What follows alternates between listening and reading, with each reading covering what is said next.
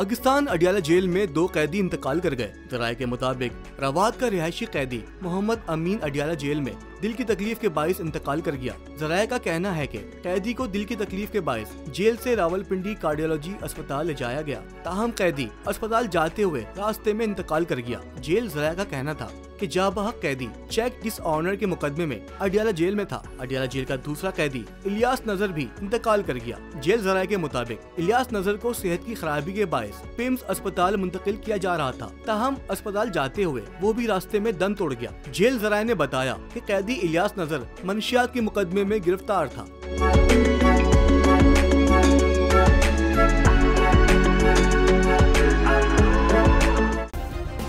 Subscribe करें और bell दबाएं ताकि कोई खबर रह न जाए।